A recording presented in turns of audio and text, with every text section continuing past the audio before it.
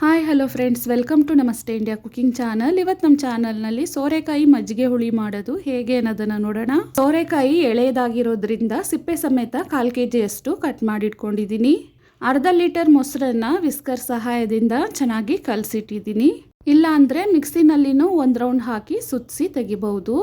ಒಂದು ಮಿಕ್ಸಿ ಜಾರ್ನಲ್ಲಿ 2 ತುಂಡು ತೆಂಗಿನಕಾಯಿಯನ್ನು ಸಣ್ಣದಾಗಿ ಕಟ್ ಮಾಡಿ ಹಾಕಿದ್ದೀನಿ. ಇದನ್ನು 1 ರೌಂಡ್ ಸುತ್ತಿಸ್ಕೊಳ್ತಾ ಇದ್ದೀನಿ.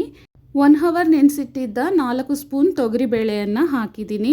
ಖಾರವಾಗಿರುವ 4 ಹಸಿರು ಮೆಣಸಿನ್ಕಾಯಿ, 2 ಇಂಚಷ್ಟು ಹಸಿ ಶುಂಠಿ, 1.5 ಸ್ಪೂನ್ ಜೀರಿಗೆಯನ್ನು ಹಾಕಿ 1 ರೌಂಡ್ ಸುತ್ತಿಸ್ಬಿಟ್ಟು ಸ್ವಲ್ಪ ನೀರನ್ನು ಸೇರಿಸಿ ಇದನ್ನು ನುಣ್ಣಕ್ಕೆ ಈ ರೀತಿ ರುಬ್ಕೊಳ್ತಾ ಇದ್ದೀನಿ. ಈ ಮಿಶ್ರಣವನ್ನು ಮೊಸರಲ್ಲಿ ಹಾಕಿ ಚೆನ್ನಾಗಿ ಕಲಿಸ್ಬೇಕು. ಸ್ವಲ್ಪ ನೀರನ್ನು ಹಾಕಿ ಜಾಲಿಸಿ ಅದನ್ನು ಸಹ ಇದರಲ್ಲೇ ಹಾಕಿ ಕಲಿಸ್ತಾ ಇದ್ದೀನಿ.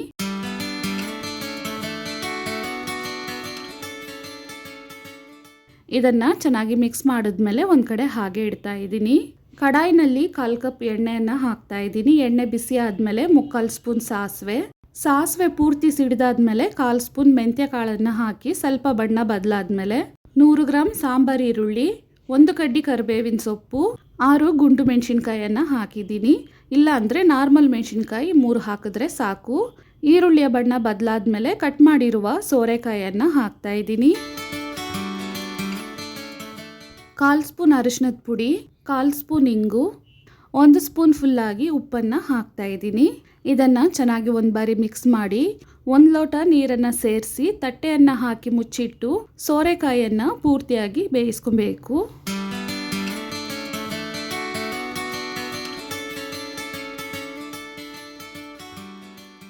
ಸೋರೆಕಾಯಿ ಪೂರ್ತಿಯಾಗಿ ಬೆಂದಿದೆ.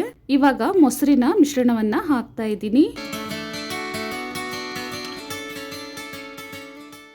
ಪಾತ್ರೆಯಲ್ಲಿ ನೀರನ್ನು ಹಾಕಿ ಜಾಲಿಸಿ ಆ ನೀರನ್ನು ಇದರಲ್ಲೇ ಹಾಕ್ತಾ ಇದ್ದೀನಿ.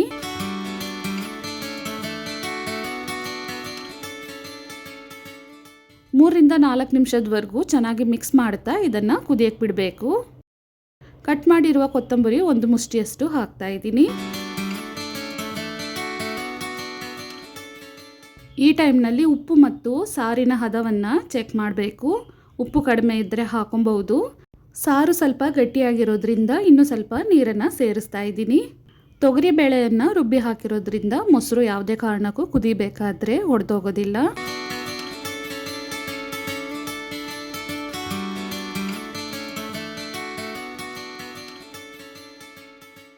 ಮೂರರಿಂದ 4 ನಿಮಿಷದವರೆಗೂ ಇದನ್ನು ಚೆನ್ನಾಗಿ ಕುದಿಸಾಗಿದೆ.